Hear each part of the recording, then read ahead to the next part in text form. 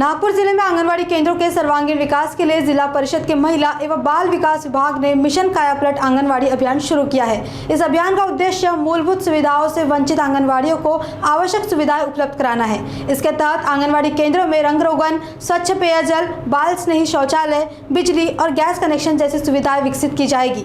महिला एवं बाल विकास विभाग के निधि और जन सहभागिता के माध्यम से यह अभियान चलाया जाएगा। साथ ही उत्कृष्ट कार्य करने वाले व्यक्तियों और संस्थाओं को तालुका एवं जिला स्तर पर नकद पुरस्कार और प्रशासित पत्र देकर सम्मानित किया जाएगा। नागपूर जिल्ह्यामध्ये ग्रामीण भागामध्ये जवळपास 2212 अंगणवाडी केंद्र आहेत।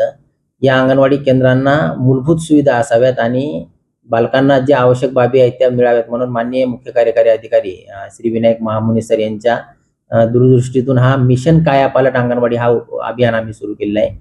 या मिशनच्या अंतर्गत नागपूर जिल्ह्यातील 13 तालुक्यामधील जवळपास 500 अंगणवाडी केंद्रांची निवड केलेली आहे की ज्या अंगणवाडी केंद्रामध्ये बेसिक सुविधा नाहीत, म्हणजे कुठे फरशी तुटलेली असेल, खिडकी तुटलेली असेल किंवा अशा काही बाबी असतील, तर या अंगणवाडीमध्ये सर्व सरपंचांना जवळपास आम्ही 759 सरपंचांना 3 दिवस माननीय मुख्य कार्यकारी अधिकारी महोदय यांनी प्रशिक्षण दिलेलं आहे आणि त्यांना महिला बाल कल्याणचा 10% निधी असेल किंवा CSR फंड असेल किंवा वित्त आयोगाचा निधी असेल, हा निधी वापरून त्याच्यामध्ये त्यांच्या अंगणवाड्यांचा कायापालट करायचा आहे।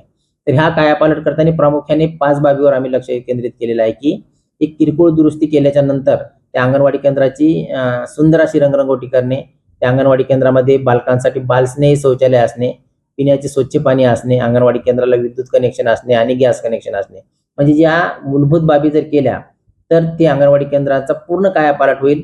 पूर्वी जसं अंगणवाडी केंद्र होतं तसं अंगणवाडी केंद्र आपल्याला दिसणार नाही आणि हे असं झाल्यामुळे ते अंगणवाडी केंद्राचं रूपडं बदलल्यामुळे बालकांना ती अंगणवाडी केंद्र आवडेल आणि बालकांना तिथे यायला खूप मजा वाटेल। यासाठी आम्ही तालुका आणि जिल्हा स्तरावर बक्षीस पण ठेवलेले आहेत।